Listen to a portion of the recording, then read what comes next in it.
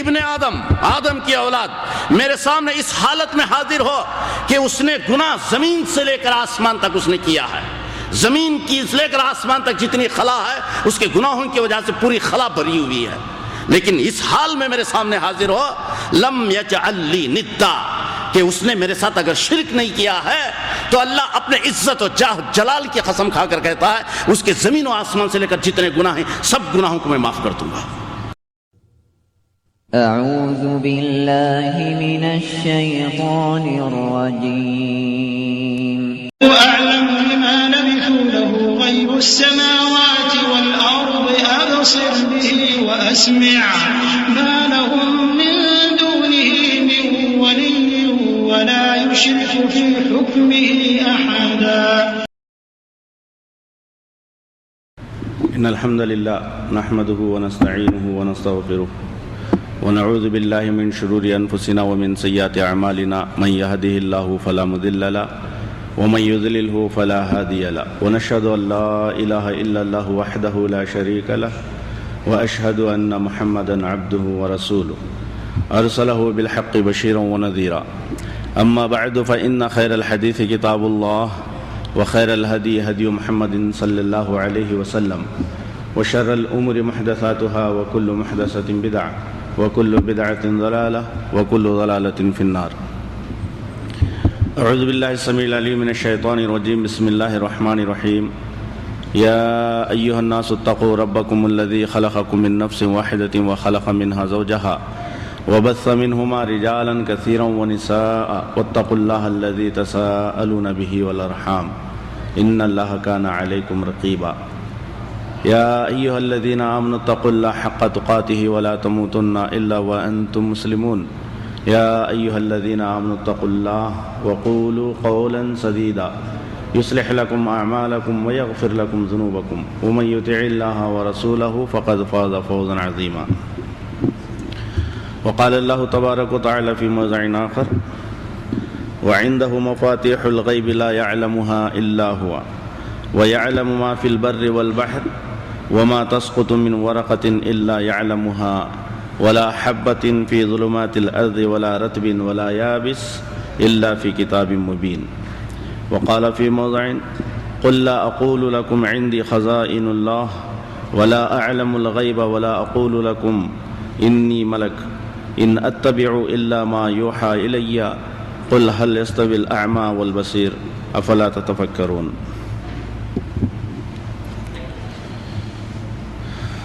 سامعین کرام، محترم دینی بزرگوں اور بھائیوں، تمام قسم کی تعریف، حمد و ثنا، کبریائی، تسبیح و تحمید، ذکر و اذکار رب العالمین کے لیے، خالق کائنات کے لیے، جو پوری کائنات کا پالنہار ہے، کائنات میں بسنے والی ساری مخلوق کا وہ رازق ہے، مشکلوں کو حل کرنے والا مشکل کشا، لوگوں کی حاجتوں کو پورا کرنے والا حاجت روا، اور عطا کرنے والا بندہ نواز۔ تمام قسم کی عبادتیں اور ساری عبادتیں اسی کے لیے ہونی چاہیے جو عبادتوں کا مستحق ہے۔ درد و سلامتی ہو لا تعداد ولا محدود نبی اکرم عربی صلی اللہ علیہ وسلم پر، جنہوں نے کائنات کے اندر توحید کا بول بالا کیا، اللہ کی وحدانیت کو واضح کیا، اللہ کی توحید کو پھیلایا۔ درود و سلامتی ہو ان پر جن کو کل قیامت کے دن اللہ تبارک و تعالی حوض کوثر اور میدان حشر کے شافعی رہیں گے۔ اللهم صل على محمد وعلى ال محمد كما صليت على ابراهيم وعلى ال ابراهيم انك حميد مجيد اللهم بارك على محمد وعلى ال محمد كما باركت على ابراهيم وعلى ال ابراهيم انك حميد مجيد. سامعین کرام،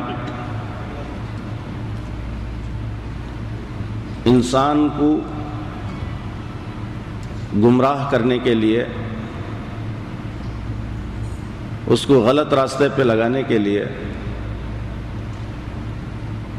صحیح راہ سے ہٹا کر غلط راستے پہ بہکانے کے لیے شیطان کا جو سب سے پہلا حربہ اور شیطان کی جو سب سے پہلی چال، شیطان کی جو سب سے پہلے کوشش ہوتی ہے کہ اس انسان کے عقیدے پر، اس کے ایمان پر حملہ کرے گا. کیونکہ انسان کا عقیدہ اور ایمان جو ہے، یہ اس کے بغیر انسان کی کامیابی اور کامرانی نہیں ہے. شیطان جو حملہ کرتا ہے سب سے پہلے انسان کے اعمال پر، یا اس کے اخلاق پر، یا اس کے عادات پر، یا ان کاموں میں جس میں بندہ نیکی سمجھ کر چلا جاتا ہے، ان چیزوں پہ سب سے پہلے شیطان کا حملہ نہیں ہوتا. شیطان کا جو سب سے پہلا حملہ اور بہکانے کے لیے جو سب سے بڑی کوشش جو ہوتی ہے، اس انسان کے عقیدے پر، اس کے ایمان پہ حملہ کرتا ہے. بہت زیادہ کوشش کرنے پر اگر انسان اپنے ایمان پر مضبوط رہا، اپنے عقیدے پہ اگر مضبوط رہا، تو شیطان کی دوسری کوشش ہوتی ہے کہ اسے سنتوں پر، نبی اکرم صلی اللہ علیہ وسلم کی جو سنتیں اور آپ صلی اللہ علیہ وسلم کی جو اتباع، اس چیز پہ حملہ کرتا ہے. صحیح سنتوں سے ہٹا کر اسے بدعتوں میں، خرافات میں لگانے کی کوشش کرتا ہے. اس میں بھی اگر ناکام ہو جائے تو انسان کے اخلاق پر، اس کے عادات پر اور اس کے اطوار پر حملہ کرتا ہے. لیکن سب سے پہلا جو اس کا شیطان کی جو سب سے پہلی کوشش ہوتی ہے کہ انسان کے ایمان اور اس کے عقیدے پہ حملہ ہوتا ہے. ایمان اور عقیدے پہ جیسے اس نے کوشش کر لیا اور شیطان اس چیز میں اگر کامیاب ہو گیا تو انسان سمجھو کہ وہ ناکامی کے اندر جاتا رہے گا. یہ سب سے پہلی کوشش ہوتی ہے. تو آج جو موضوع آپ لوگوں کے سامنے پیش کرنے جو جا رہا ہوں، کئی لوگ اس موضوع پر شیطان کے بہکاوے میں آ کر اور شیطان کے کوششوں میں مبتلا ہو کر شیطان کی گمراہی میں شیطان نے گمراہ کرنے کی وجہ سے کئی لوگ وہ صفت جو اللہ تبارک و تعالیٰ کے لیے خاص ہے، اور وہ صفت جو اللہ تبارک و تعالیٰ نے اپنے لیے جو خاص کیا ہے، اسے غیروں کے اندر مان کر ایمان سے ہاتھ دھو بیٹھتے ہیں. اہل سنت والجماعت کا یہ عقیدہ ہے کہ علم غیب کا علم جو ہے، یہ صرف اللہ تبارک و تعالیٰ کے لیے خاص، یہ خاص صفت ہے، صفت خاصہ ہے صرف اللہ تبارک و تعالیٰ کے لیے. یہ صفت اللہ تعالیٰ نے کسی کو نہیں دیا. علم غیب کا علم رکھنا. قرآن میں کئی آیتیں اور احادیث میں نبی اکرم صلی اللہ علیہ وسلم کی کئی احادیث اس بات پر دلالت کرتی ہیں کہ غیب کا علم صرف اللہ کے علاوہ کسی اور کو اس کا علم نہیں ہے. قرآن میں اللہ تبارک و تعالیٰ نے انبیاء کا تذکرہ کیا، ملائکہ کا تذکرہ ہے، جنوں اور شیاطین کا تذکرہ ہے، اور خاص کر نبی اکرم صلی اللہ علیہ وسلم کو لفظ قل کے ذریعے سے آپ صلی اللہ علیہ وسلم کو خطاب کر کے بتایا. اس کا تذکرہ اللہ تعالیٰ نے قرآن مجید میں کیا. ان تمام تذاکر اور ان تمام چیزوں میں جب ہم غور کرتے ہیں، تدبر کرتے ہیں، تفکر کرتے ہیں، پڑھتے ہیں، اس میں جب ہم غور سے جب اس کے اندر ہم سمجھنے کی کوشش کرتے ہیں، تو کہیں بھی ہمیں یہ چیز نہیں ملتی ہے کہ اللہ تبارک و تعالیٰ کی یہ جو صفت خاصہ ہے علم غیب، اللہ نے انبیاء میں سے کسی کو اللہ تعالیٰ نے یہ صفت نہیں دی. اور اللہ تعالیٰ کے جو فرشتے ہیں، چاہے مقرب فرشتے، چاہے وہ فرشتے جسے اللہ تبارک و تعالیٰ نے اللہ کی تسبیح کے لیے، اللہ کی تحمید کے لیے اور اللہ کی تعریف کے لیے جو اللہ تعالیٰ نے مقرر کیا ہے، کسی فرشتوں کو اللہ تبارک و تعالیٰ نے یہ صفت خاصہ نہیں دیا ہے، اور نہ ہی جن و شیاطین میں سے کسی کو یہ چیز دی گئی ہے. اب آئیے ہم دیکھتے ہیں مختصر انبیاء کرام کا تذکرہ کرتے ہوئے کہ اللہ تبارک و تعالیٰ نے علم غیب جو صفت اللہ تعالیٰ کی جو خاص ہے، کیا ان انبیاء کرام کے اندر یہ صفت تھی؟ مختصر سے ہم نظر ڈالتے ہوئے آخر میں اس بات کو ثابت کریں گے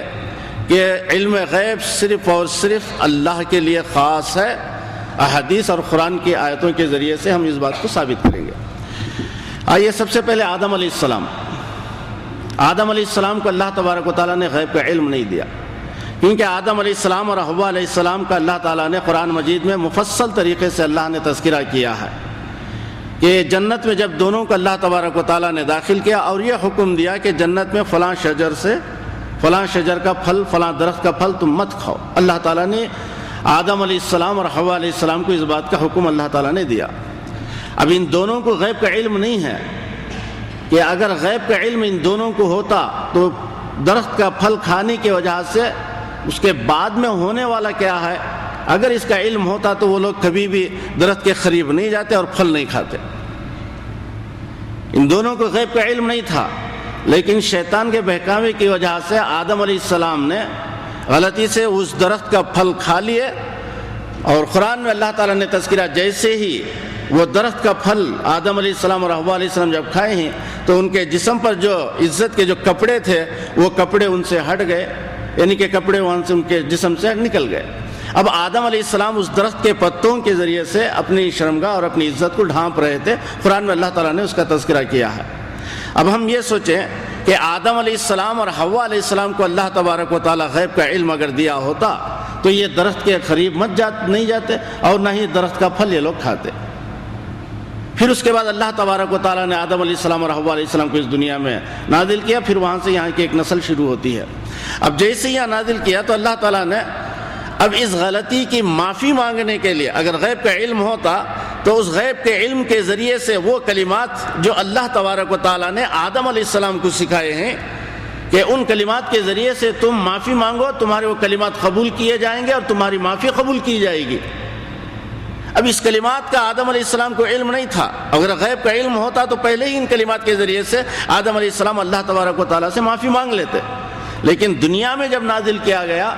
تو اللہ تبارک و تعالیٰ نے آدم علیہ السلام کو معافی کے کلمات خود اللہ تعالیٰ سکھاتے ہیں. آدم علیہ السلام کو کچھ کلمات سکھائے، کچھ اسماء سکھائے، کچھ نامے سکھائے اللہ تبارک و تعالیٰ نے آدم علیہ السلام کو. تو ان کلمات کے ذریعے سے آدم علیہ السلام اللہ تبارک و تعالیٰ سے معافی مانگتے ہیں اور اللہ تعالیٰ سے استغفار کرتے ہیں اور اللہ تعالیٰ انہیں ان کلمات کے ذریعے سے معاف کرتا ہے. تو اس سے یہ ثابت ہوا کہ آدم علیہ السلام اور حوا علیہ السلام کو غیب کا علم نہیں تھا. اب آئیے حضرت نوح علیہ السلام. تو نوح علیہ السلام کو جب آدم علیہ السلام کے 1000 سال بعد نوح علیہ السلام کو آدم علیہ السلام کی ہی اس امت کے اندر نوح علیہ السلام کو جب پیغمبر بنا کر اللہ تعالیٰ نے بھیجا، نوح علیہ السلام 950 سال تک اپنی امت اور اپنی قوم کو اللہ کی طرف دعوت دیتے رہے، اللہ کی طرف بلاتے رہے. 1 دن والی 2 دن والی بات نہیں، 100 اور 200 والی بات نہیں، 950 سال تک نوح علیہ السلام اللہ تعالیٰ کی طرف اپنی قوم کو دعوت دیتے رہے. اس کا تذکرہ قرآن میں جا بجا اللہ تبارک و تعالیٰ نے کیا ہے. جیسے سورہ نوح کے اندر اللہ تعالیٰ نے کیا کہ انی دعوت قومی لیلا و نہارا، کہ میں اے اللہ میں اپنی قوم کو دن رات ایک کر کے میں نے قوم کو تیری طرف بلایا. وانی دعوتہم جہارا، میں نے انہیں پورے قوم کے سامنے اعلانیہ طور پر تیری وحدانیت کو میں نے پیش کیا. وَدَعُوتُهُمْ أَسْرَارًا، اور میں نے ایک آدمی کو فردن آدمی کو میں نے پکڑ کر تیری توحید اور تیری وحدانیت کے تعلق سے میں نے وہاں سمجھایا. لیکن قوم ماننے کے لیے تیار نہیں تھی. کچھ لوگ تھے جو نوح علیہ السلام پر ایمان لے کر آئے اور کچھ باقی قوم نوح علیہ السلام پر ایمان نہیں لائی. تو نوح علیہ السلام کے تعلق سے جب بتایا جاتا ہے قرآن میں اللہ تعالیٰ نے سورہ ہود آیت نمبر 31 میں اللہ تعالیٰ نے تذکرہ کیا ہے کہ نوح علیہ السلام کو بھی اللہ تبارک و تعالیٰ نے غیب کا علم نہیں دیا. یہ صاف نوح علیہ السلام خود اپنی قوم سے کہتے ہیں. نوح علیہ السلام اپنی قوم سے یہ اس بات کا اظہار کرتے ہیں کہ اللہ تعالیٰ نے مجھے غیب کا علم نہیں دیا ہے، جیسے کہ سورہ ہود آیت نمبر 31 میں اللہ تعالیٰ نے بتایا کہ وَلَا أَقُولُ لَكُمْ عِنْدِي خَزَائِنُ اللَّهِ۔ نوح علیہ السلام اپنے قوم سے کہتے ہیں کہ میرے پاس اللہ تعالیٰ کے خزانے نہیں ہیں، تم یہ سمجھتے ہو کہ میرے پاس ساری چیزیں اور سارے یعنی کہ مفاد اور منافع سارے میرے پاس ہیں۔ تو نوح علیہ السلام اپنے قوم سے کہتے ہیں کہ وَلَا أَقُولُ لَكُمْ عِنْدِي خَزَائِنُ اللَّهِ، میرے پاس اللہ کے خزانے نہیں ہیں، وَلَا أَعْلَمُ الْغَيْبَ، اور میں غیب کا علم نہیں رکھتا ہوں، غیب کی باتیں اور غیب کی چیزیں مجھے معلوم نہیں ہیں، وَلَا أَقُولُ إِنِّي لَكُمْ مَلَكٌ، اور میں یہ نہیں کہتا کہ میں فرشتہ بھی ہوں، کہ میں فرشتہ نہیں ہوں میں، وَلَا أَقُولُ لِلَّذِينَ تَزْدَرِي أَعْيُنُكُمْ لَن يُؤْتِيَهُمُ اللَّهُ خَيْرًا، بس میں یہی کہتا ہوں کہ اگر تم میری بات نہ مانو گے تو تمہارے قریب خیر نہیں آئے گا، اللہ اعلم بما انفسہم، تمہارے دلوں میں جو ہے وہ اللہ تعالیٰ بہتر جانتا ہے، انی اذا لمن الظالمین، اور اگر تم نہیں مانو گے تو تم ظلم کرنے والوں میں سے ہو جاؤ گے۔ تو یہاں نوح علیہ السلام خود اپنے قوم سے یہ اظہار کر دیا کہ مجھے غیب کا علم نہیں ہے۔ اسی طریقے سے اب آئیے ابراہیم علیہ السلام کی طرف، کہ ابراہیم علیہ السلام کو اللہ تبارک و تعالیٰ نے خلیل بنایا، خلیل اللہ کا لقب دیا، اور ابراہیم علیہ السلام بچپن سے لے کر ان کے اندر توحید تھی، ان کے اندر بچپنے سے لے کر یہ توحید کی یعنی کہ توحید کی جستجو میں لگے ہوئے رہے تھے۔ ستاروں کو دیکھ کر انہوں نے کہا، چاند کو دیکھ کر کہا، سورج کو دیکھ کر کہا کہ یہ میرا رب ہے، یہ میرا پروردگار ہے، لیکن یہ تینوں جب غائب ہو گئے تو ابراہیم علیہ السلام نے کہا کہ جو چیز چھپ جاتی ہے اور جو چیز غائب ہو جاتی ہے یہ میرا رب نہیں ہو سکتا۔ پھر اس کے بعد اللہ تبارک و تعالیٰ نے ابراہیم علیہ السلام کو نبوت دیا، قوم کو بلاتے رہے، قوم کی دعوت دیتے رہے، یعنی کہ ابراہیم علیہ السلام کے دشمن تیار ہوئے، نمرود ابراہیم علیہ السلام کا دشمن ہوا، ابراہیم علیہ السلام کو بستی سے نکالنے کی کوشش کیا اور ابراہیم علیہ السلام کو آگ جلا کر اس میں ڈالا گیا، یعنی کہ سارا قصہ اللہ تعالیٰ نے قرآن مجید کے اندر ذکر کیا ہے، یہ سارا ذکر۔ تو ابراہیم علیہ السلام کو غیب کا علم نہیں تھا، یہ قرآن میں اللہ تعالیٰ نے تذکرہ کیا، کب کہ جب فرشتے لوط علیہ السلام کی قوم پر جب عذاب نازل کرنے کے لیے فرشتے سب سے پہلے ابراہیم علیہ السلام کے بستی سے گزرتے ہوئے ابراہیم کے پاس آئے، پھر اس کے بعد لوط علیہ السلام کی قوم کے پاس گیا، تو جانے سے پہلے لوط علیہ السلام کی قوم کے پاس ابراہیم کے پاس آئے، ابراہیم کے پاس جیسے ہی گھر میں داخل ہوئے تو ابراہیم علیہ السلام کو یہ علم نہیں ہے کہ یہ فرشتے ہیں، ابراہیم علیہ السلام کو اس وقت تک علم نہیں تھا کہ یہ اللہ تعالیٰ کے فرشتے ہیں۔ ابراہیم علیہ السلام بھنا ہوا ایک بچھڑا ان لوگوں کے سامنے رکھے کہ یہ میرے مہمان ہیں، آج ہمارے سامنے ہمارے یہاں یہ لوگ تناول فرمائیں گے، تو مہمان سمجھ کر یہ کہ بھنے ہوئے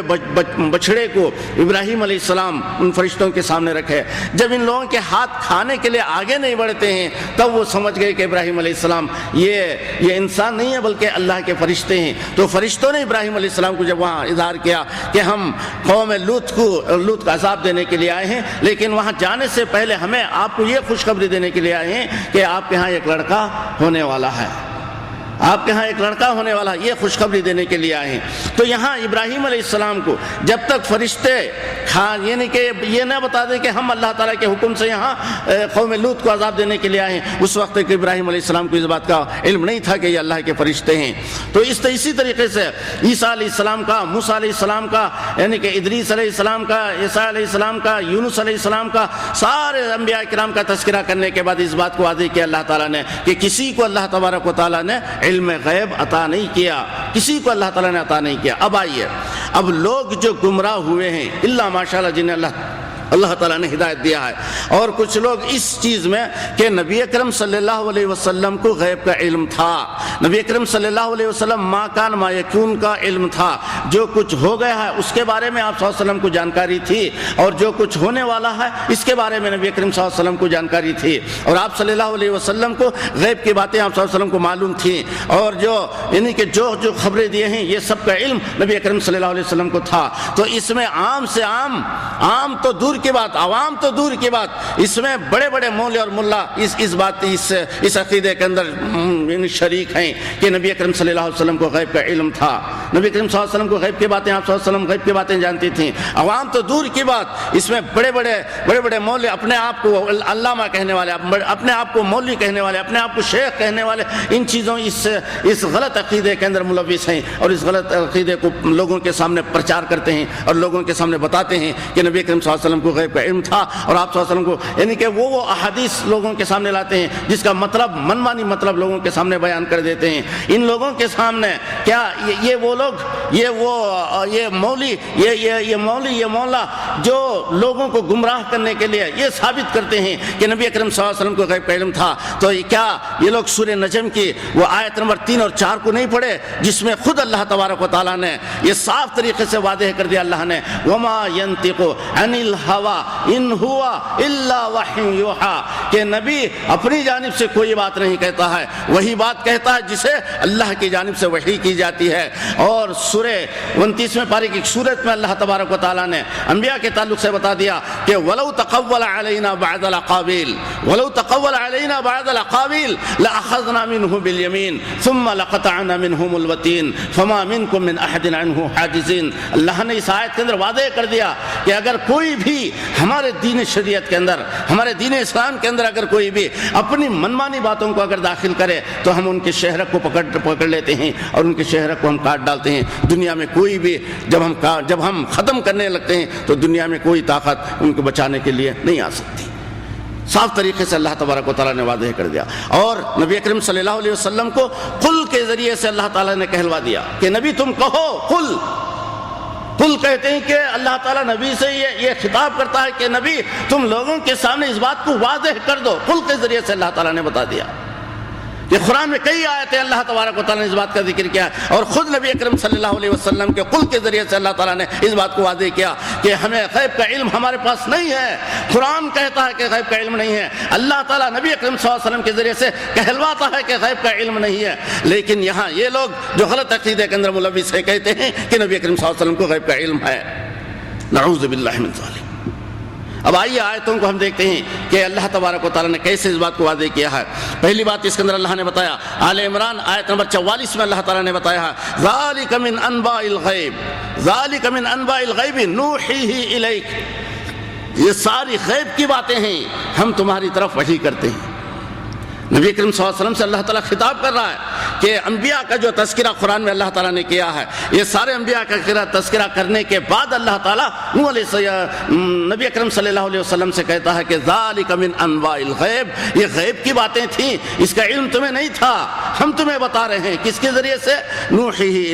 الیک، ہم تمہاری طرف وحی کر کے ہم تمہیں بتاتے ہیں۔ وما کنت لدیہم، تم ان کے پاس نہیں تھے جب یہ معاملات ہو رہے تھے، تو آپ ان کے پاس نہیں تھے۔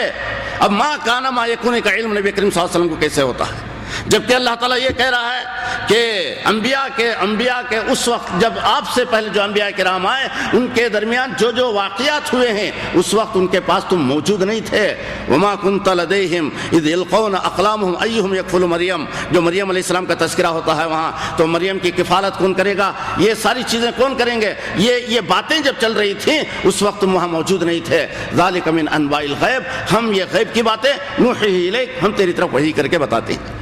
خود اللہ تبارک و تعالیٰ اس بات کو واضح کر رہا ہے یہاں۔ ایک اور دوسری آیت جس میں اللہ تعالیٰ نے بتایا نبی کریم صلی اللہ علیہ وسلم کو کہ قل اللہ اعلم بما لبثوا له غیب السماوات والارض۔ اصحاب کہف، یہ کہف کے جو آدمی جو پہاڑ میں جا کر پناہ لے لیے تھے ان کی تعداد کے تعلق سے اللہ تعالیٰ نے بتایا دے، وہاں اللہ تعالیٰ نبی کریم صلی اللہ علیہ وسلم سے کہہ رہا ہے کہ قل اللہ اعلم بما لبثوا له غیب السماوات والارض، کہو لوگوں سے کہو کہ یہ کتنے سال ٹھہرے ہیں اس کا علم اللہ تعالیٰ کو پاس ہے۔ لہو غیب السماوات والارض، آسمانوں کا اور زمین کا غیب کا علم اللہ تعالیٰ کے پاس ہے، نہ تمہارے پاس ہے نہ کسی اور کے پاس ہے۔ آسمانوں کا اور زمینوں کا غیب کا علم اللہ تعالیٰ کے پاس ہے۔ ابصر بہ واسمع، غور سے دیکھو اور غور سے سنو، ما لہم من دونہ من ولی، اور اللہ کے علاوہ دوسرا کوئی تمہارا کارساز اور مددگار اللہ کے علاوہ دوسرا کوئی نہیں۔ ولا یشرک فی حکمہ احدا، اور اللہ تعالیٰ کی ملکیت میں اور اس کی منشاوی کام میں کسی کو اس کے اندر شریک نہیں کیا جائے گا۔ صاف طریقے سے اللہ تعالیٰ نے بتا دیا۔ اب یہ تیسری آیت جس میں اللہ تبارک و تعالیٰ نبی اکرم صلی اللہ علیہ وسلم سے کہلوا رہا ہے، سورہ انعام آیت نمبر 50، اس میں نبی اکرم صلی اللہ علیہ وسلم کو جو لوگ مشکل کشا سمجھے ہیں، جو لوگ نبی اکرم صلی اللہ علیہ وسلم کو مشکل کشا سمجھیں، اور جو لوگ نبی اکرم صلی اللہ علیہ وسلم کے پاس علم غیب ہے یہ عقیدہ رکھے ہوئے ہیں، اور جو لوگ یہ سمجھتے ہیں کہ نبی اکرم صلی اللہ علیہ وسلم نور ہیں، نعوذ باللہ بشر نہیں ہیں نور ہیں، ان سارے لوگوں کا جواب اللہ تبارک و تعالیٰ سورہ انعام آیت نمبر 50 میں اللہ تبارک و تعالیٰ نے اس کا جواب دے دیا۔ نہ نوری مخلوق ہے، نہ علم غیب ہے، نہ مشکل کشا ہے، سب اللہ تعالیٰ کے پاس ہے، نبی کے پاس کوئی چیز نہیں ہے۔ سورہ نام آیت نمبر 50 کہتے ہیں نبی اکرم صلی اللہ علیہ وسلم سے کہلوا رہا ہے اللہ تبارک و تعالیٰ کہ قُلْ لَا أَقُولُ لَكُمْ عِنْدِي خَزَائِنُ اللَّهِ، اے نبی تم کہہ دو میرے پاس اللہ کے خزانے نہیں ہیں، سارے خزانے اللہ تعالیٰ کے پاس ہے۔ اور ایک جگہ اللہ تبارک و تعالیٰ نبی اکرم صلی اللہ علیہ وسلم سے کہلوا دیا کہ اگر بھلائیاں سارے میرے پاس ہوتی تو کبھی شر میرے قریب نہیں آتا۔ قرآن میں اس بات کو بھی اللہ تعالیٰ نے واضح کر دیا کہ اگر نبی اکرم صلی اللہ علیہ وسلم کے پاس ساری بھلائیاں نبی اکرم صلی اللہ علیہ وسلم کے پاس ہوتی تو شر کبھی آپ صلی اللہ علیہ وسلم کے قریب تک نہیں آتا۔ تو نبی کریم صلی اللہ علیہ وسلم کے ہاتھ میں نہ نفع نہ نقصان آپ صلی اللہ علیہ وسلم کے ہاتھ میں نہیں ہے، اور آپ صلی اللہ علیہ وسلم نہ نفع نقصان کے مالک نہیں ہیں۔ خود سورہ نام کی آیت نمبر 50 اس بات کی گواہی اور دلالت کرتی ہے۔ قُلْ لَا أَقُولُ لَكُمْ عِنْدِي خَزَائِنُ اللَّهِ، میرے پاس اللہ کے خزانے نہیں ہیں، میں نفع نقصان کا مالک نہیں ہوں، میں مشکل کشا نہیں ہے، مشکل کشا نفع نقصان کا مالک صرف اور صرف بولو اللہ ہے، سب اللہ کے ہاتھ میں ہے۔ پھر اس کے بعد اللہ تعالیٰ نے بتایا کہ وَلَا أَعْلَمُ الْغَيْبَ، میں غیب جانتا نہیں۔ یہ کون کہہ رہی ہے؟ بولو نبی اکرم صلی اللہ علیہ وسلم کو اللہ تبارک و تعالیٰ کہہ رہا ہے کہ قل کے ذریعے سے تم بولو لوگوں کے سامنے۔ یہ لوگ ہیں کہ غلط عقیدے لوگوں کے سامنے انشار کریں گے، پھیلائیں گے، واضح کرو ان کے سامنے وَلَا أَعْلَمُ الْغَيْبَ، مجھے غیب کا علم نہیں ہے۔ اللہ تعالیٰ کہہ رہا ہے نبی اکرم صلی اللہ علیہ وسلم کے ذریعے سے، اور یہاں کے بڑے بڑے مولوی اور ملا کہتے ہیں کہ نبی اکرم صلی اللہ علیہ وسلم کو غیب کا علم ہے۔ ابھی فیصلہ کریں کہ یہ لوگ سچے ہیں کہ قرآن سچا ہے۔ اللہ کہلوا رہا ہے نبی اکرم صلی اللہ علیہ وسلم کے ذریعے سے کہ غیب کا علم نہیں ہے، لیکن یہ لوگ کہہ رہے ہیں کہ غیب کا علم ہے۔ ولا اعلم الغیب، نبی کریم صلی اللہ علیہ وسلم کہتے ہیں کہ ولا اعلم الغیب، مجھے غیب کا علم نہیں۔ ولا اقول لکم انی ملک، اور میں نوری مخلوق نہیں ہے۔ ملک فرشتے نور سے پیدا ہوئے، اللہ تعالیٰ نے فرشتوں کو نور سے پیدا کیا، یہ نوری مخلوق فرشتے ہیں۔ تو یہاں نبی کریم صلی اللہ علیہ وسلم کو اللہ تعالیٰ کہلا رہا ہے کہ ولا اقول لکم انی ملک، اور میں یہ بھی نہیں کہتا کہ میں فرشتہ ہوں، نہیں، فرشتے نہیں ہیں نبی کریم صلی اللہ علیہ وسلم، نوری مخلوق نہیں ہے کہ آپ صلی اللہ علیہ وسلم کو نور ماننے والے، بولو نور ماننے والے آپ صلی اللہ علیہ وسلم کو غلط عقیدہ ہے، توحید سے ہاتھ دھو بیٹھتے ہیں اور ایمان سے ہاتھ دھو بیٹھتے ہیں۔ نبی کریم صلی اللہ علیہ وسلم کو نور ماننے والے کا عقیدہ غلط ہے، اور کل قیامت کے دن اسی عقیدے کے ساتھ اللہ کے سامنے اگر حاضر ہوگا تو سمجھو کہ اللہ تعالیٰ کی نظر کرم اس کے پاس نہیں رہے گی۔ جی، کوئی بھی نبی اکرم صلی اللہ علیہ وسلم کو اگر نوری مخلوق مانے، اور آپ صلی اللہ علیہ وسلم کے ہاتھ میں نفع و نقصان کا ملکیت اب آپ کے ہاتھ میں ہے، اور آپ کو غیب کا علم ہے، یہ عقیدہ رکھنے والا اگر اسی عقیدے پر اگر مر جائے اور اللہ تعالیٰ کے سامنے اسے حاضر کیا جائے، اللہ تعالیٰ قبول نہیں کرے گا۔ وَقَدِمْنَا إِلَىٰ مَا عَمِلُوا مِنْ عَمَلٍ فَجَعَلْنَاهُ هَبَاءً مَنْثُورًا، سورہ فرقان میں صاف طریقے سے اللہ تبارک و تعالیٰ نے بتا دیا، وَقَدِمْنَا إِلَىٰ مَا عَمِلُوا مِنْ عَمَلٍ فَجَعَلْنَاهُ هَبَاءً مَنْثُورًا۔ ایسے لوگوں کو جب ایسے لوگوں کے اعمال کو، وہ عمل کہ جو لوگ نبی اکرم صلی اللہ علیہ وسلم کو نوری مخلوق اور آپ کے ہاتھ میں نفع و نقصان اور آپ علم غیب ہے، یہ عقیدہ رکھ کر اگر اس نے 50 عمرے کر لیے، زندگی بھر نمازیں پڑھ لیے، اللہ کرام نے کئی صدقے و خیرات کر دیے، قرآن ختم کر دیے، رمضان کے روزے رکھ لیے، نفل روزے رکھ لیے، نمازیں پڑھ کر ان کے پیشانے اور گھٹنوں پہ گھٹے پڑ گئے، کمر جھک گئی، لیکن عقیدہ ہے کہ نبی کریم صلی اللہ علیہ وسلم نور ہیں، لیکن عقیدہ ہے کہ آپ صلی اللہ علیہ وسلم کو غیب کا علم ہے، اور عقیدہ یہ ہے کہ آپ صلی اللہ علیہ وسلم مشکل کشا ہیں۔ اس عقیدے پر نمازیں پڑھ کر ان کی کمریں بھی جھک گئی اور پیشانے اور گھٹنوں پر ان کے گھٹے پڑ گئے، موت اسی حالت میں اگر واقع ہو جائے، اللہ سے دعا کریں کہ اللہ تعالی ہمیں ان عقائد سے بچائیں، ان عقائد سے اللہ تعالی ہمیں محفوظ رکھیں۔ ہدایت، ایمان جو سب سے بڑی دولت، توحید جو سب سے بڑی دولت ہے، اسی دولت پر اللہ تعالی ہمیں قائم و مقام رکھے۔ تو ایسے عقیدوں پر اگر کوئی مر جائے تو اللہ تعالیٰ سورہ فرقان میں بتایا کہ ان کے عملوں کو، ان کے روزے، ان کے حج، ان کے زکوٰۃ، ان کے صدقے، ان کے خیرات، ان کا قرآن پڑھنا، ان کے ذکر و اذکار اور ان کے تسبیحیں سب اللہ تعالیٰ کے سامنے حاضر کیے جائیں گے۔ سورہ فرقان میں اللہ نے بتایا حاضر کیا جائے گا اللہ تعالیٰ کے سامنے۔ وَقَدِمْنَا إِلَىٰ مَا عَمِلُوا مِنْ عَمَلٍ فَجَعَلْنَاهُ هَبَاءً مَنْثُورًا، ان عملوں کو جو حجیں ہیں، عمرے ہیں، قرآن ہیں، نمازیں ہیں، یہ سب عملوں کو اللہ تبارک و تعالیٰ ہباء منصورا، دھول اور ریت کی مانند اڑا کر چھوڑ دے گا۔ کوئی اس کا مقام اور کوئی اس کا مرتبہ نہیں رہے گا، دھول کی مانند، دھول اڑتی ہے، اس کا کوئی مقام اور مرتبہ نہیں۔ ایمان دیکھے گا سب سے پہلے، ایمان صحیح ہے عمل کو دیکھا جائے گا۔ سب سے پہلے ایمان اگر غلط ہے، عمل کی طرف توجہ ہی نہیں، بس اس کو اللہ تعالیٰ اس کو دھول اور ریت کے مانند اڑا کر چھوڑ دے گا، اس کی کوئی حیثیت اور اس کا کوئی مقام و مرتبہ نہیں رہے گا۔ تو یہاں اللہ تبارک و تعالیٰ نبی کریم صلی اللہ علیہ وسلم سے وہی کہہ رہا ہے کہ قل لا اقول لکم عندی خزائن اللہ، میرے پاس نفع و نقصان میرے ہاتھ میں نہیں ہے، ولا اعلم الغیب، اور نہ ہی میرے پاس غیب کا علم ہے، ولا اقول لکم انی ملک، اور میں فرشتہ اور نوری مخلوق نہیں ہوں، میں ان اتبع، سنو کیا صاف طریقے سے اللہ تبارک و تعالیٰ نبی کریم صلی اللہ علیہ وسلم سے کہلوا رہا ہے، ان اتبع الا ما یوحى، میرے پاس جو جس چیز کی وحی کی جاتی ہے صرف میں اس کی اتباع کرتا ہوں۔ نبی کریم صلی اللہ علیہ وسلم کہتے ہیں کہ مجھے جو وحی کے ذریعے سے بتایا جاتا ہے اسی کا میں فالوور ہوں، اسی کی اتباع کرتا ہوں۔ قل هل يستوي الاعمى والبصير،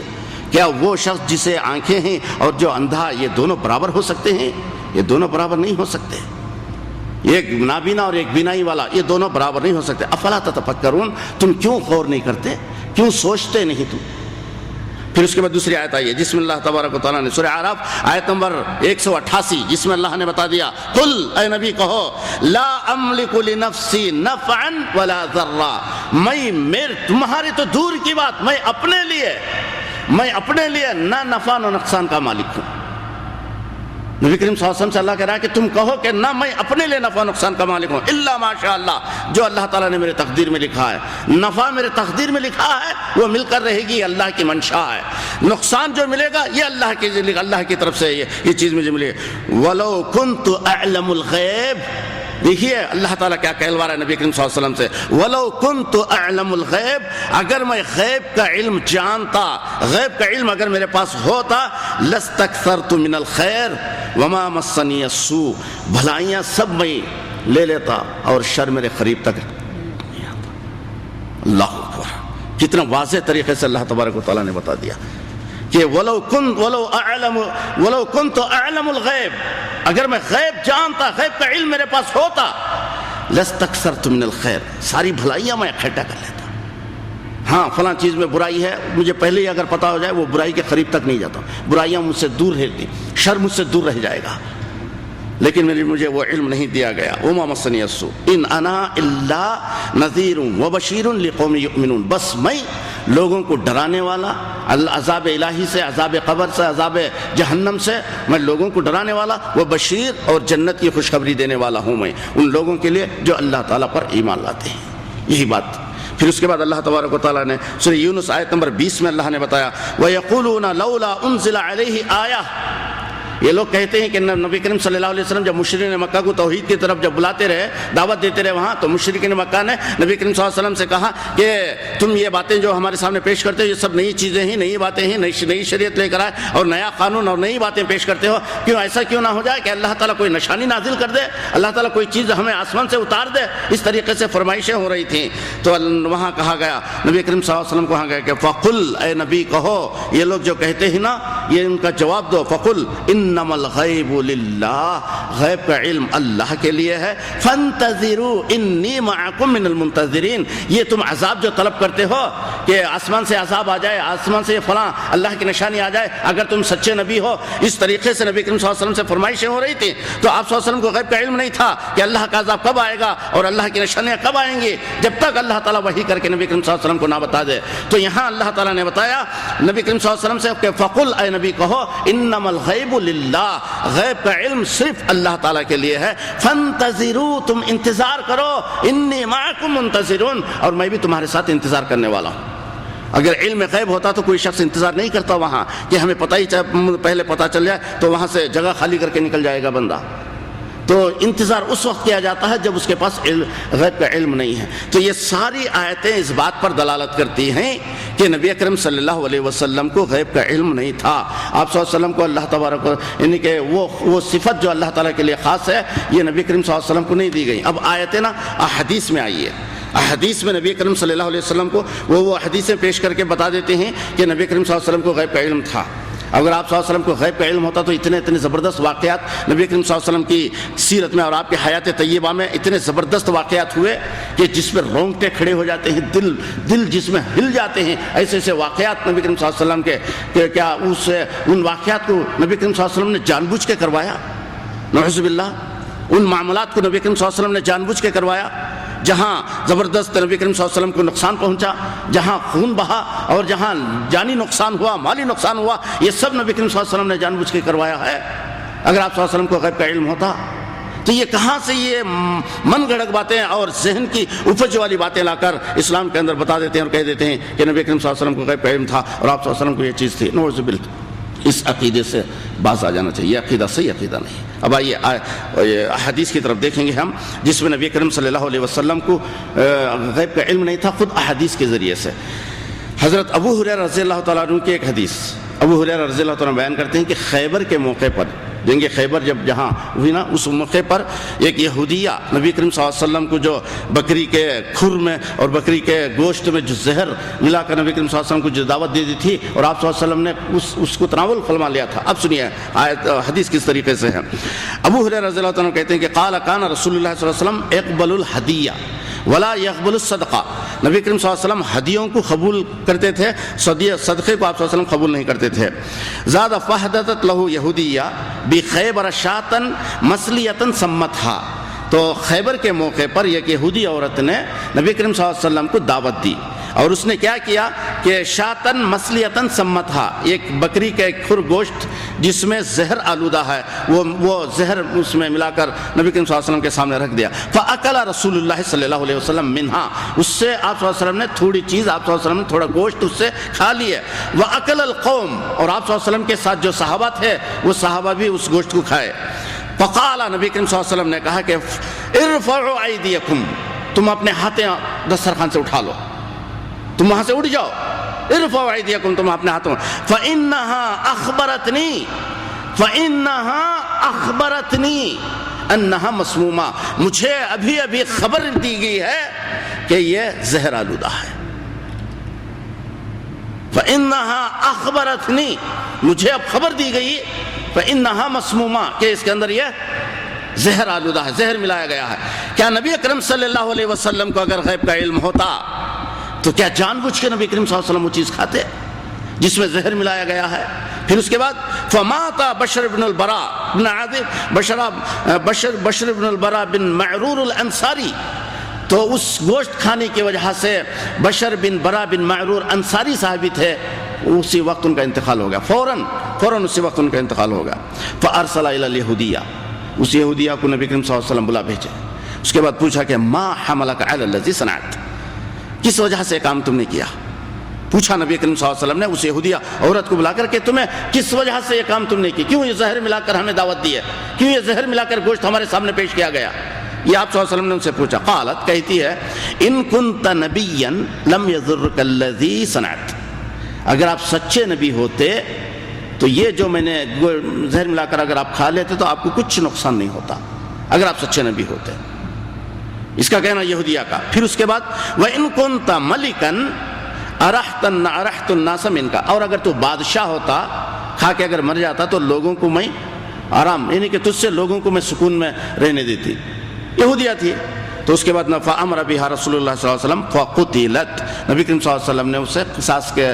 یہ صحابی کے مرنے کی وجہ سے قصاص میں اسے قتل کرنے کا آپ صلی اللہ علیہ وسلم نے اسے حکم دے دیا۔ اب آخر میں جب آپ صلی اللہ علیہ وسلم کے آخری ایام تھے،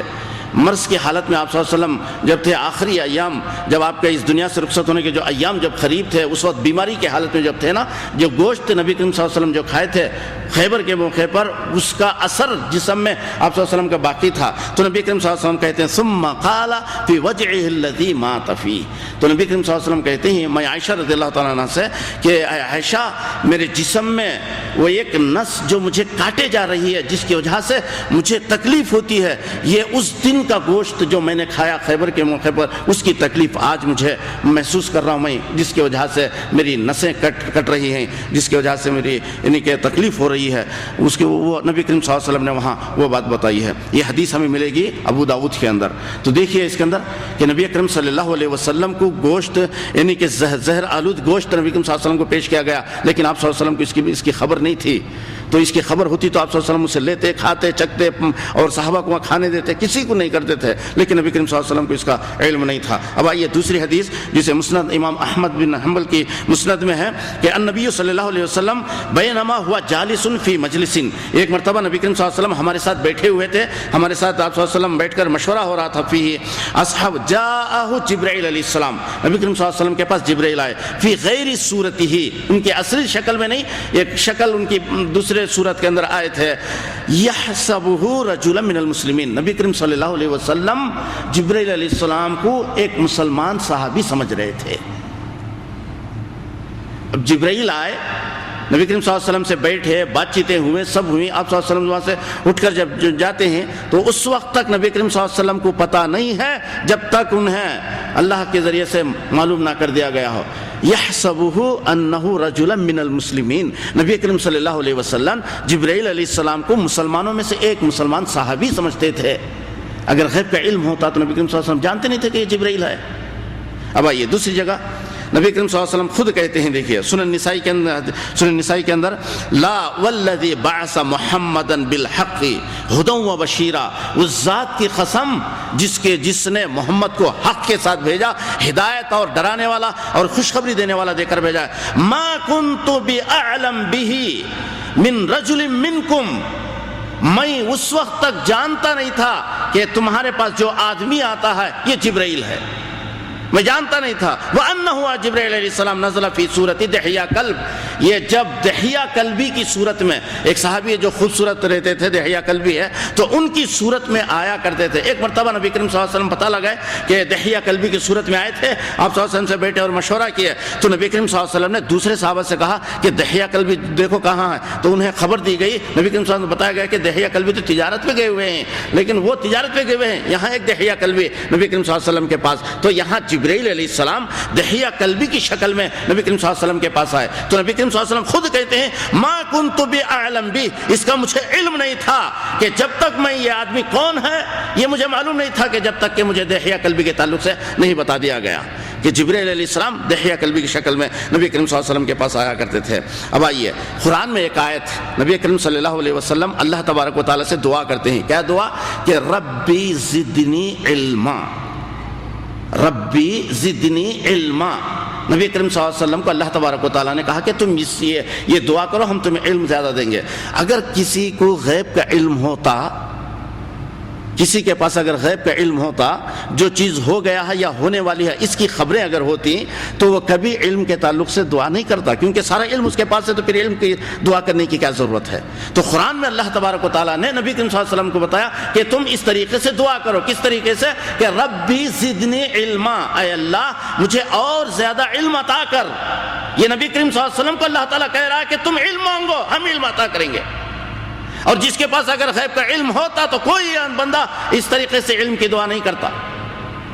تو یہ حدیث کے اندر میں عائشہ رضی اللہ تعالیٰ عنہ کی کہتی ہیں، میں عائشہ رضی اللہ تعالیٰ عنہ کان اذا استيقظ من اللیل، کہ نبی کریم صلی اللہ علیہ وسلم جب کبھی رات میں جب سو کر بیدار ہو جاتے ہیں آپ صلی اللہ علیہ وسلم، قالا کہتے ہیں، رات میں جب نیند ہشار ہو جاتی ہے تو نبی کریم صلی اللہ علیہ وسلم کہتے ہیں لا الہ الا انت سبحانک اللہم استغفر لذنبی، اللہ میں اپنے گناہوں کی معافی طلب کرتا ہوں، واسألک رحمتک، میں تیری رحمت طلب کرتا ہوں، اللہم زدنی علما۔ پھر یہاں نبی کریم صلی اللہ علیہ وسلم اللہ سے دعا کرتے ہیں کہ اللہ مجھے علم عطا کر، ولا تزغ قلبی، اور میرے دل کو مت پھیر، بعد اذ ہدیتنی، جو مجھے ہدایت دیا، وہب لی من لدنک رحمہ انک انت الوہاب۔ سنن نسائی کے اندر ہمیں یہ حدیث اس کے اندر ہمیں ملے گی۔ یہ اس کے بعد اب آئیے اور ایک حدیث جس میں نبی کریم صلی اللہ علیہ وسلم بتاتے ہیں کہ آپ صلی اللہ علیہ وسلم کو غیب کا علم اس کے اندر نہیں تھا۔ کب؟ جب معراج سے نبی کریم صلی اللہ علیہ وسلم واپس آ گئے، آپ صلی اللہ علیہ وسلم جب معراج گئے تھے نا، وہاں جا کر پورے مناظر وغیرہ سب دیکھ کر نبی کریم صلی اللہ علیہ وسلم جب آئے تو قریش مکہ، جب نبی کریم صلی اللہ علیہ وسلم جب یہ حجر حتیم جو ہیں، حجر اسود کے مکابۃ اللہ کے پاس وہاں ٹھہرے ہوئے تھے، آپ صلی اللہ علیہ وسلم حتیم کے پاس ٹھہرے ہوئے تھے، تو اس وقت قریش مکہ آئے نبی کریم صلی اللہ علیہ وسلم کے پاس، آ کر کہنے لگے کہ تم یہ دعویٰ کرتے ہو کہ تم بیت المقدس سے تم آسمان دنیا، یہ آسمان ہے یہاں پورا تم سیر کر کے آئے ہیں، تو اب ہمیں یہ بتائیے کہ بیت المقدس میں کیا کیا چیزیں ہیں، یہ کتنے اس کے ستون ہیں، کتنے راستے ہیں، اور بیت المقدس کیسا ہے، وہ اس راستے میں کیا کیا چیزیں تم نے دیکھی ہیں، یہ ساری چیزیں ہم اب بتائیے۔ اب نبی کریم صلی اللہ علیہ وسلم کو اب دیکھیے حدیث کس طریقے سے ہے، تو اس میں بتاتے ہیں کہ مسلم کے اندر ہمیں یہ حدیث ملے گی، قال رسول اللہ صلی اللہ علیہ وسلم لقد رأیتنی فی الحجر، حتیم مکہ کے اندر میں جب تھا تو قریش آئے میرے پاس، تسألنی عن مسرایا، میرے سفر کے تعلق سے باتیں کر رہے تھے، فسألتنی عن اشیاء، کچھ چیزوں کے بارے میں مجھے پوچھا، من بیت المقدس کے تعلق سے، لم اثبتها، میں اس کو ثابت نہیں کر پایا، اشیاء کے بارے میں پوچھ رہے تھے لیکن میں ثابت نہیں کر پایا، فَقُرِبْتُ قُرْبَةً مَا قُرِبْتُ مِثْلُ قَطْ، اور میں اس وقت پریشان ہو گیا، اور ایسی پریشانی مجھے کبھی نہیں آئی، جب یہ بیت المقدس کے مناظر کے تعلق سے جب یہ پوچھے تو میں پریشان ہو گیا ہوں، فَقُرِبْتُ قُرْبَةً، میں پریشان ہو گیا، لم قُرِبْتُ مِن قَطْ، پہلے اس طریقے سے میں نے پریشان کبھی نہیں ہوا، قال فَرَفَعُ اللَّهُ لِي، اللہ تبارک و تعالیٰ نے وہ منظر میرے آنکھوں کے سامنے اللہ تعالیٰ نے پیش کر دیا، فرفع اللہ لی انظر الیہ، وہ بیت المقدس جس کے بارے میں پوچھ رہے تھے نا، وہ سارا خاک خاک، وہ سارا منظر اللہ تبارک و تعالیٰ نے میرے آنکھوں کے سامنے لا لیا، انظر الیہ، میں اس منظر کو دیکھ رہا تھا، ما یسألنی عن شیء، اور جن چیزوں کے بارے میں یہ پوچھ رہے تھے وہ منظر مجھے دکھ رہا تھا، اللہ انبأتہم، میں نے اس کی خبریں انہیں بتا دی۔ اب یہاں فَقُرِبْتُ قُرْبَةً، جو پریشان ہوا، کسی کے پاس اگر غیب کا، نبی اکرم صلی اللہ علیہ وسلم کے پاس اگر غیب کا علم ہوتا تو اتنی پریشانی نبی اکرم صلی اللہ علیہ وسلم کو اٹھانے کی ضرورت نہیں پڑتی، وہ اتنی پریشانی جو کبھی نہیں ہوئے، ما قُرِبْتُ مِن قبل قط، نبی اکرم صلی اللہ علیہ وسلم کہتے ہیں پہلے کبھی اس طریقے سے میں نے پریشان نہیں ہوا، اتنی پریشانی مجھے ہو گئی، جب اللہ تعالیٰ نے وہ منظر کو میرے آنکھوں کے سامنے جب لایا تو وہ منظر کو دیکھتا گیا، اور ان کی جو سوالیں تھے ان سوالوں کے تعلق سے میں انہیں جواب میں دیتا گیا اس کے تعلق سے۔ پھر اس کے بعد نبی کریم صلی اللہ علیہ وسلم بتاتے ہیں کہ حضرت عبداللہ ابن عباس رضی اللہ تعالیٰ عنہ اور خالد بن ولید رضی اللہ تعالیٰ عنہ سے ایک روایت ہمیں ملتی ہے صحیح بخاری کے اندر کہ میمونہ رضی اللہ تعالیٰ عنہ کے گھر میں دعوت کے لیے گئے تھے، کون؟ خالد بن ولید اور عبداللہ ابن عباس رضی اللہ تعالیٰ عنہ اور دیگر صحابہ کرام سب وہاں گئے تھے۔ جب وہاں بیٹھے نبی کریم صلی اللہ علیہ وسلم جب دسترخوان پر بیٹھے تو وہاں آپ صلی اللہ علیہ وسلم کے سامنے ایک گوہ رکھا گیا، گوہ مطلب گھوڑ پوڑ جسے کہتے ہیں نا، وہ آپ صلی اللہ علیہ وسلم کے سامنے رکھا گیا۔ اب دیکھیں یہاں کیا کہا جاتا ہے، فَأُوتِيَ بِالذَّبٍّ مَحْنُوسٍ، ایک گوہ کو بھونا ہوا تھا، وہ لا کر آپ صلی اللہ علیہ وسلم کے سامنے رکھا گیا، فَأَهْوَى إِلَيْهِ رسول اللہ صلی اللہ علیہ وسلم بِيَدِهِ، اور آپ صلی اللہ علیہ وسلم اس گوہ کو اٹھانے کے لیے آپ صلی اللہ علیہ وسلم جھکے، اپنے ہاتھ کو آگے بڑھائے، اس کو کھانے کے لیے ہاتھ کو آگے بڑھائے آپ صلی اللہ علیہ وسلم لینے کے لیے بے دی، فَقَالَ بَعْضُ النِّسْوَةِ، گھر کے اندر جو بعض عورتیں جو تھیں وہ آپس میں کہنے لگے کہ اخبروا رسول اللہ صلی اللہ علیہ وسلم بما یرید، جو چیز لینے جاتے ہیں اس کے تعلق سے نبی کریم صلی اللہ علیہ وسلم کو بتاؤ، اخبروا، خبر دو، کیونکہ نبی کریم صلی اللہ علیہ وسلم گوہ کو نہیں کھایا کرتے تھے آپ صلی اللہ علیہ وسلم، کیونکہ مکہ کے اندر وہ پایا نہیں جاتا تھا، اس سے آپ صلی اللہ علیہ وسلم کو کراہیت ہوتی تھی، تو نبی کریم صلی اللہ علیہ وسلم اب وہ آپ صلی اللہ علیہ وسلم کو پتہ نہیں کہ بھنا ہوا جو گوہ رکھا گیا ہے وہ ہے کیا، اس کی خبر نہیں ہے نبی کریم صلی اللہ علیہ وسلم کو، اس کا علم نہیں ہے آپ صلی اللہ علیہ وسلم کو۔ اب گھر میں بعض عورتیں آپس میں کہنے لگتی ہیں کہ فَأَخْبِرُوا، نبی کو بتاؤ اس وہ جو جس کی طرف آپ صلی اللہ علیہ وسلم ہاتھ آگے بڑھا رہے ہیں اس کے تعلق سے بتاؤ، بِمَا يُرِيدُ أَن يَأْكُلَ، جو کھانے کے لیے آپ صلی اللہ علیہ وسلم آگے بڑھاتے ہیں، فَقَالُوا، اب وہاں نبی کریم صلی اللہ علیہ وسلم کو کہا گیا فَقَالُوا يَا رسول اللَّهِ ضَبٌّ، اللہ کے نبی صلی اللہ علیہ وسلم یہ گھوڑ پڑ اور گوہ ہے، یہاں بتایا گیا۔ پھر اس کے بعد فرفع یدہ، اور آپ صلی اللہ علیہ وسلم اپنے ہاتھ کو اٹھا لیا، اپنے ہاتھ کو اٹھا لیا، فقلت، اب وہاں خالد بن ولید جو تھے انہوں کہتے ہیں کہ فقلت احرام، کہ اللہ کے نبی یہ حرام ہے کیا؟ تو نبی کریم صلی اللہ علیہ وسلم نے کہا کہ ہوا یا رسول اللہ، فقال لا، اللہ یہ حرام نہیں ہے، ولیکن لم یکن بارض قومی، یہ ہمارے یہاں پایا نہیں جاتا ہے، یہ جانور ہمارے پاس نہیں ہے، اس وجہ سے میں فاجد اعافہ،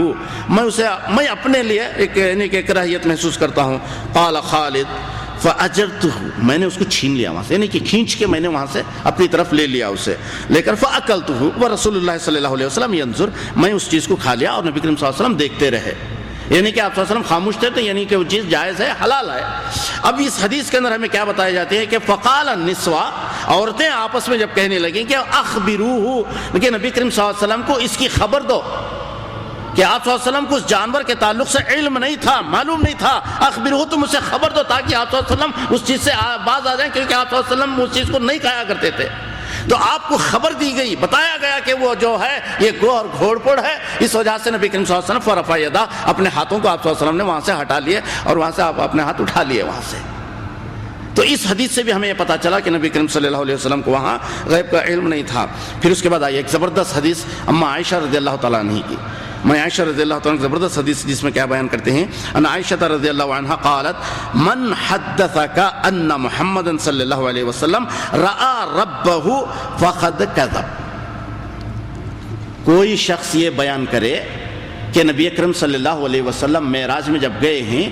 تو آپ صلی اللہ علیہ وسلم اللہ کو روبرو دیکھے ہیں، اس طریقے سے اگر کوئی کہے گا اور اس طریقے سے کوئی بیانی کرے گا فقط کذب، وہ جھوٹا ہے۔ جی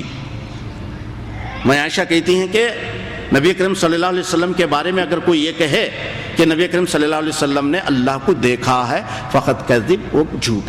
کہا اس نے، جھوٹا ہے۔ پھر آئیے اس کے بعد ومن حدثک انہ یعلم الغیب، اور اگر کوئی یہ کہے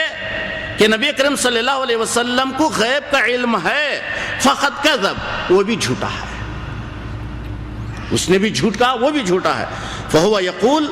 وہ کہتے ہیں کہ لا یعلم الغیب الا اللہ، غیب کا علم صرف اور صرف اللہ کے لیے ہے، کسی اور کو غیب کا علم نہیں ہے۔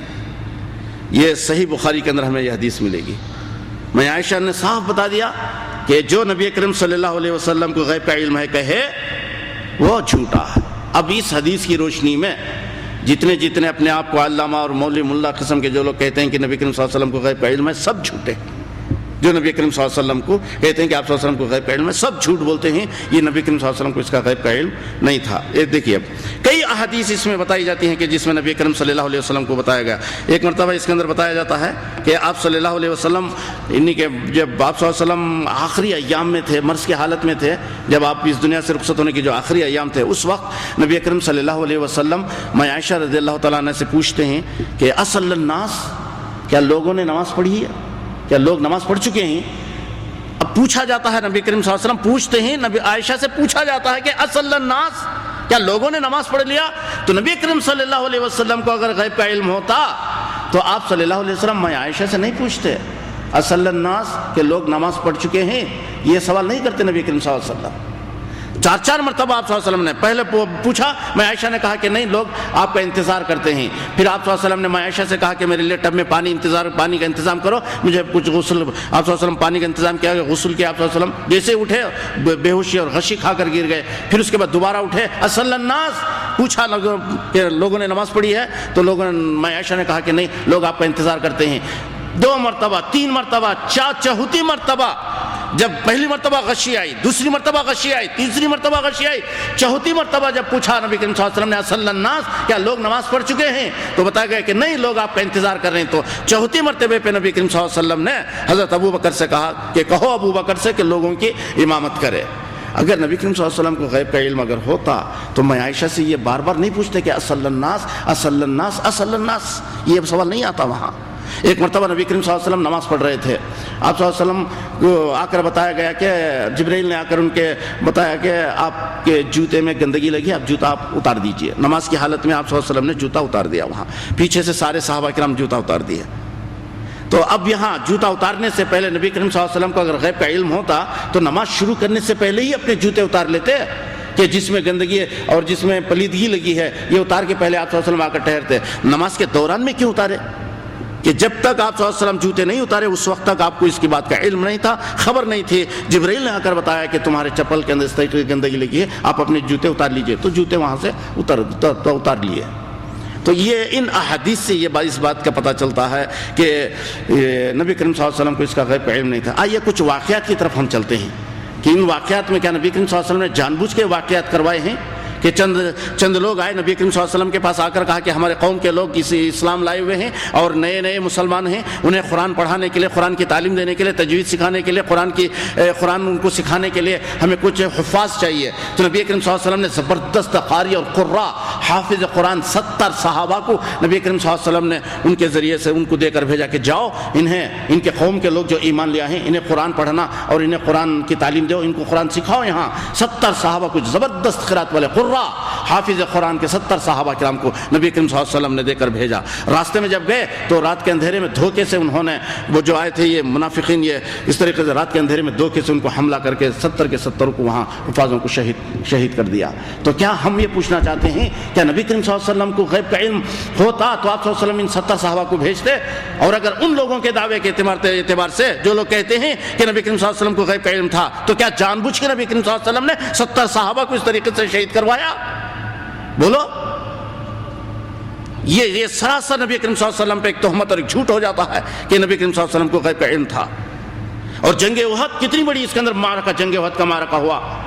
کیا جب جنگ احد کے لیے تیاری ہونے سے پہلے اگر اس میں جنگ احد میں نبی کریم صلی اللہ علیہ وسلم کے محبوب چچا حضرت حمزہ رضی اللہ تعالیٰ عنہ کا اس میں شہید ہو جائیں گے، کیا اس کا علم نبی کریم صلی اللہ علیہ وسلم کو اگر ہوتا تو حمزہ کو اس جنگ میں بھیجتے؟ اور آپ صلی اللہ علیہ وسلم کے پیشانی پہ جو زخم آیا، پیشانی آپ کی پھٹ گئی، دانت ٹوٹ گئے، اور اگر آپ صلی اللہ علیہ وسلم کو غیب کا علم ہوتا، اگر پہلے ہی معلومات ہوتے تو کیا آپ صلی اللہ علیہ وسلم بندوبست نہیں کرتے وہاں صحابہ کرام کو ٹھہرا کے، اور وہاں پورا بندوبست کے ذریعے سے آپ صلی اللہ علیہ وسلم کی حفاظت نہیں کی جاتی کہ لوگوں مجھ پہ حملہ ہونے والا ہے، مجھے اس طریقے سے پیشانی اور اس طریقے سے دانت ٹوٹنے والے ہیں، یہ سب ہوتے تو نبی کریم صلی اللہ علیہ وسلم نے وہاں صحابہ کو نہیں اتارتے وہاں؟ تو کیا جان بوجھ کے نبی کریم صلی اللہ علیہ وسلم نے اپنے سر پھٹوائے اور اپنے دانت وہاں صلی اللہ علیہ وسلم کے جو ٹوٹوائے، کیا جان بوجھ کے آپ صلی اللہ علیہ وسلم نے اس طریقے سے کیا؟ تو حمزہ کو جو شہید کیا گیا وہاں مسئلہ کیا گیا، ان کا سینہ چاک کیا گیا، ان کی آنکھیں اور کانیں کاٹ لی گئیں، اس کے نکل لی گئیں، تو کیا نبی کریم صلی اللہ علیہ وسلم نے جان بوجھ کے وہاں حمزہ کو اس جنگ میں شریک ہونے کے لیے کہا؟ نعوذ باللہ، یہ نبی کریم صلی اللہ علیہ وسلم پہ سراسر جھوٹ اور تہمت ہے، الزام ہے۔ اگر غیب کا علم ہوتا تو آپ صلی اللہ علیہ وسلم کبھی یہ نہیں کرتے۔ 50 صحابہ کرام کو احد کے پہاڑ پر آپ صلی اللہ علیہ وسلم نے ٹھہرایا، جو مشہور تیر انداز تھے، 50 صحابہ کرام کو وہاں جو دو پہاڑوں کے درمیان میں کہ یہاں سے حملہ ہونے والا، یہاں تم رکو، یہاں سے تم ہمارے، جب تک میرا حکم نہ ہو اس وقت تک یہ جگہ اور یہ گھاٹی چھوڑ کر نہیں آنا وہاں۔ تو اگر آپ صلی اللہ علیہ وسلم کو پہلے اگر غیب کا علم ہوتا کہ یہ 50 صحابہ چھوڑ کر آنے والے ہیں، تو کیا انہیں تاکید کے ذریعے سے آپ صلی اللہ علیہ وسلم بتاتے ہیں کہ نہیں تم چھوڑ کر آنے والے ہو، اس کا علم ہے مجھے، اس طریقے سے باتیں آتی تھی وہاں؟ لیکن نبی کریم صلی اللہ علیہ وسلم کو غیب کا علم نہیں تھا۔ 50 صحابہ کرام کو وہاں ٹھہرائے، پہلے مرتبہ جنگ پہلے فتح ہوئی مسلمانوں کو، جب مسلمان مال غنیمت سمیٹنے لگے، اب دیکھا خالد بن ولید اس وقت جب اسلام میں نہیں آئے تھے، دور پہاڑ کے پیچھے سے جاتے ہوئے انہوں کی نظر پڑ گئی 50 صحابہ پر کہ یہاں جو ہے اس کے پیچھے سے یہاں، اب اس میں سے 50 صحابہ میں سے چند صحابہ وہ گھاٹی خالی کر کے آ گئے کہ اب تو جنگ ختم ہو گئی، سب مال غنیمت جمع کرنے میں، ہم بھی چلو مال غنیمت جمع کریں گے۔ وہاں سے اتر کر صحابہ کچھ لوگوں نے روکا، کچھ لوگ نکل کے آ گئے، اب مال غنیمت وہاں سمیٹنے لگے۔ خالد بن ولید کی نگاہ پڑی وہاں، پیچھے سے آ کر بچے کچے لوگوں پر حملہ کر کے پھر واپس آ کر مسلمانوں پر یہاں حملہ ور ہو گئے۔ تو کیا نبی کریم صلی اللہ علیہ وسلم کو اس کا علم نہیں تھا؟ یہ سارے واقعات جب ہمارے سامنے آتی ہیں، میں عائشہ رضی اللہ تعالیٰ واقع افک مشہور ہے، جو ہار جس میں گم ہو گیا، نبی کریم صلی اللہ علیہ وسلم کتنا زیادہ پریشان نہیں تھے اس واقعے کے اندر، جہاں نبی کریم صلی اللہ علیہ وسلم کا حضرت عائشہ رضی اللہ تعالیٰ عنہ کا ہار جو گم ہو گیا تھا، ڈھونڈ رہے تھے وہاں، ایک دن دو دن نہیں بلکہ مہینہ 40 دن تک نبی کریم صلی اللہ علیہ وسلم اسی بحران اور پریشانی میں تھے، وہی کے ذریعے سے بھی بتایا نہیں گیا، حتیٰ کہ بعد میں عائشہ بیان کرتی ہیں مجھے توقع نہیں تھی اس بات کی کہ نبی آ کر میرے سامنے ایسی ایسی بات کہیں گے، کہ نبی کریم صلی اللہ علیہ وسلم آئے عائشہ کے پاس آ کر کہا کہ عائشہ ہم انسان ہیں، انسان سے غلطی ہو سکتی ہے، اور اگر آپ سے کوئی غلطی ہو گئی ہے تو بتائیں کہ ہم اللہ سے معافی مانگیں گے، اللہ سے ہم استغفار کریں گے۔ یہ باتیں جو نبی کریم صلی اللہ علیہ وسلم اس وقت وحی کے ذریعے سے نہیں بتایا، تو کیا نبی کریم صلی اللہ علیہ وسلم کو اگر علم غیب ہوتا، آپ کو غیب کا علم اگر ہوتا تو یہ باتیں میں عائشہ سے کہتی؟ تو میں عائشہ بیان کرتی ہیں کہ جب نبی کے زبان سے یہ الفاظ نکل رہے تھے، گویا مجھے ایسے محسوس ہو رہا تھا کہ میرے قدموں نیچے زمین پھٹ رہی ہے، مجھے ایسے محسوس ہو رہا تھا، ایسی ایسی باتیں میرے سامنے۔ تو کیا نبی کریم صلی اللہ علیہ وسلم کو جان بوجھ کے میں عائشہ کے سامنے آ کر ایسی باتیں کی ہیں؟ اور جان بوجھ کر 40 اور 50 اتنے دن جو نبی کریم صلی اللہ علیہ وسلم پریشانی کی حالت میں، تو ان سارے واقعات اور حدیث سے اس بات کا پتہ ہے کہ نبی کریم صلی اللہ علیہ وسلم کو غیب کا علم، بولو غیب کا علم نبی کریم صلی اللہ علیہ وسلم کو نہیں تھا۔ جو شخص یہ کہے میں عائشہ کی اس حدیث کے مطابق جو بخاری کے اندر آئی ہے کہ نبی کریم صلی اللہ علیہ وسلم کو غیب کا علم ہے، تو سمجھو کہ وہ جھوٹا ہے اور کذاب ہے، کذب، جھوٹ بول رہا ہے وہ۔ محترم بزرگ اور دوستو، ہمیں اس عقیدے سے ہمیں باز آنا چاہیے۔ مسلمان کا عقیدہ جب تک مضبوط نہ ہو اس وقت تک اس کی کامیابی نہیں ہوتی۔ کل قیامت کے دن کامیابی اگر ہونا ہے، انسان کا عقیدہ صحیح ہونی چاہیے، عبادات کے اندر، معاملات کے اندر، سب میں اس کا عقیدہ صحیح ہونی چاہیے۔ اللہ کے صفتیں جو اللہ کے لیے خاص ہیں وہ صرف اللہ کے لیے خاص ہے، ان صفات کو کسی اور کے اندر تم مت مانو۔ علم غیب ہو، عبادت کا ہو، نظر و نیاز ہو، تمہارے رکوع و سجود ہو، عبادتیں سب اللہ کے لیے خاص ہیں۔ اس کو کسی غور کے اندر مت مانو. دعا اللہ کے لیے، نظر و نیاز اللہ کے لیے، منت و سماجت اللہ کے لیے، روزہ اللہ کے لیے، رکوع اور سجدے اللہ کے لیے، محبت اللہ سے، ڈرنا اللہ سے، التجا اللہ سے، سب اللہ سے ہونی چاہیے. ہمارا معبود برحق، حقیقی معبود برحق صرف اللہ اکیلا تنہا ہے، اس کے علاوہ دوسرا کوئی ہمارا معبود برحق نہیں ہے. یہ عقیدہ جب تک مضبوط نہ ہو جائے، ٹھوس عقیدہ نہ ہو جائے، اس عقیدے پہ جب تک ہماری مضبوطی اور استقامت نہ آئے، ایمان ڈگمگاتا رہے گا اور ایمان زلزلاتا رہے گا اور ایمان کے اندر کمزوری، اور جس ایمان کمزور ہوگا شیطان اس کے ایمان پر حملہ کرے گا اور اس کے توحید سے، اس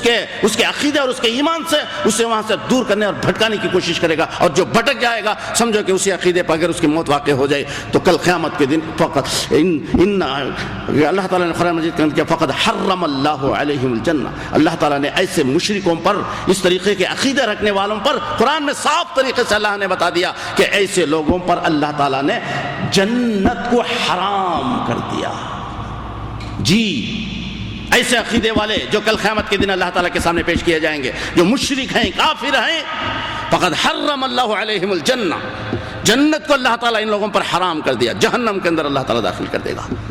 اولئک ہم شر البریہ، سورہ بینہ کے اندر اللہ نے بتایا کہ ایسے عقائد والے جو مشرکہ اور شرکی عقائد والے ہیں، اولئک ہم شر البریہ، دنیا کی سب سے بدترین اور غلیظ اور پلید مخلوق یہ مشرک اور کافر ہیں. جو اللہ تعالیٰ کے ساتھ شرک کرنے والے اور اللہ کا انکار کرنے والے مشرک اور کافر پلید مخلوق ہے. اور سب سے بہترین اور افضل مخلوق ان الذین آمنوا وعملوا الصالحات اولئک هم خیر البریہ، وہ لوگ جو اللہ پر ایمان لے اور عمل صالح کیے، یہ لوگ بہترین اور اچھی اور افضل مخلوق ہے. ان الذین آمنوا وعملوا الصالحات، جو ایمان لے اور عمل صالح کیے. تو شرک اللہ تبارک و تعالیٰ کے نزدیک کبھی معاف نہیں ہو سکتا. ان اللہ لا یغفر ان یشرک بہ ویغفر ما دون ذلک لمن یشاء، سورہ نساء میں 2 جگہ اللہ تبارک و تعالیٰ نے بتا دیا کہ شرک کے علاوہ انسان اگر اللہ تعالیٰ کے سامنے دیگر گناہ لے کر جائے لیکن اس نے شرک نہیں کیا ہے، دوسرے گناہ اس نے کیے ہیں، چوری کی ہے، غلطی کی ہے، مارا پیٹا قتل کیا، سب کیا ہے اس نے، لیکن اللہ کی ذات میں، اس کی صفات میں، اس کے علم میں، اس کی منشا میں، اس کی قدرت میں کبھی بھی کسی کو بھی، نہ انبیاء میں سے، نہ فرشتوں میں سے، نہ جنوں میں سے، نہ شیاطین میں سے، نہ انسانوں میں سے، نہ جانوروں میں سے، نہ درختوں نہ پتھروں، کسی میں سے بھی اللہ کے ساتھ کسی کو اس نے شریک اگر نہیں کیا ہے تو اللہ تعالیٰ قرآن میں بتاتا ہے کہ ان اللہ لا یغفر ان یشرک بہ، شرک کیا ہے تو اللہ تعالیٰ اسے ہرگز معاف نہیں کرے گا. ویغفر ما دون ذلک لمن یشاء، اس کے علاوہ جتنے گناہ ہیں ان گناہوں کو اللہ تبارک و تعالیٰ معاف کر دے گا اور اسے اللہ تعالیٰ جنت میں داخل کرے گا. یہ ایک حدیث قدسی ہے جس میں خود اللہ تبارک و تعالیٰ کہہ رہا ہے کہ ابن آدم کی اولاد میرے سامنے اس حالت میں حاضر ہو کہ اس نے گناہ زمین سے لے کر آسمان تک اس نے کیا ہے، زمین کی سے لے کر آسمان تک جتنی خلا ہے اس کے گناہوں کی وجہ سے پوری خلا بھری ہوئی ہے، لیکن اس حال میں میرے سامنے حاضر ہو لم یجعل لی ندا، کہ اس نے میرے ساتھ اگر شرک نہیں کیا ہے تو اللہ اپنے عزت و جاہ جلال کی قسم کھا کر کہتا ہے اس کے زمین و آسمان سے لے کر جتنے گناہ ہیں سب گناہوں کو میں معاف کر دوں گا، سب گناہوں کو میں معاف کر دوں گا، لیکن شرط اول و آخر اس نے میرے ساتھ بولو شرک نہ کیا، اس کے سارے گناہوں کو میں معاف کر دوں گا. اتنا بڑا بھیانک ہے شرک، اتنا بڑا خطرہ ہے، کینسر ہے شرک. انسان کے جسم میں اگر داخل ہو جائے سب اس کے عمل کو، اس کے ایمان کو کھا کر ختم کر دے گا. لا علاج الا کہ اللہ تعالیٰ اسے ہدایت دے دے. اسی لیے ہمیشہ نبی کریم صلی اللہ علیہ وسلم اللہ سے دعا کرتے تھے کہ اللہ مجھے اس شرک سے بچا جسے میں جانتا ہوں اور اس شرک سے بچا جسے میں جانتا نہیں. ایسے اللہ تعالیٰ سے دعا، ہمیشہ توحید کی دعا مانگنی چاہیے اللہ تعالیٰ سے. انسان جو یہ زمین جو اللہ نے بنایا، آسمان جو اللہ نے، دنیا جو بنائی ہے اللہ تعالیٰ نے، کائنات جو اللہ تعالیٰ نے پیدا کیے ہیں، جو جنت اللہ نے پیدا کیا، جہنم پیدا کیا، جنت کی نعمتیں، جہنم کے عذابیں، سب کس کے بدولت؟ توحید کے بدولت. جی یہ دنیا جو وجود میں آئی توحید کے خاطر وجود میں آئی ہے. زمین و آسمان کو جو اللہ نے پیدا کیا توحید کے خاطر اللہ نے پیدا کیا. اس دنیا میں جو انبیاء اور رسول آئے توحید کے لیے آئے. آسمانوں سے جو کتابیں اللہ تعالیٰ نے نازل کیا وہ سب توحید کے خاطر، یہ توحید کو پھیلانے کے لیے، توحید کو عام کرنے کے لیے. یہ توحید جب تک مضبوط نہ ہو اس وقت تک انسان کی کامیابی نہیں ہو سکتی. وہ علم غیب بھی یہ اللہ کا خاصہ ہے، یہ بھی توحید یہ صرف اللہ کے لیے ہے. اس علم غیب کے اندر اگر نبی کو لا کر شریک کرو، انبیاء کو لا کر شریک کریں، ملائکہ کو لا کر شریک کریں، فرشتوں کو شریک کریں، انسانوں کو اور کسی غیر کو بھی اگر علم غیب کے اندر اللہ کے ساتھ کسی اور کو شریک کرو گے، اللہ کے سامنے کامیابی، بولو کامیابی نہیں ہو سکتی۔ اللہ تعالیٰ سے دعا ہے کہ اللہ تعالیٰ ہمارے گناہوں کو معاف کرے اور اللہ تعالیٰ ہمارے ایمان کے اندر استقامت عطا فرمائے، ایمان کے اندر اللہ تعالیٰ تقویت عطا فرمائے، اس شرک و بدعت و خرافات سے اللہ تعالیٰ ہمیں بچائے جسے ہم جانتے ہیں، اور اس سے بھی بچائے جس سے ہمیں جانتے نہیں۔ ہمارے ایمان کے اندر تقویت عطا فرمائے اور ایمان کے اندر ہمیں مضبوطی عطا فرمائے، جب تک زندہ رکھے کلمہ لا الہ الا اللہ محمد الرسول پر زندہ قائم و دائم رکھے اور اسی پر ہمارا خاتمہ ہو۔ آمین وآخر دعوانا الحمدللہ رب العالمین۔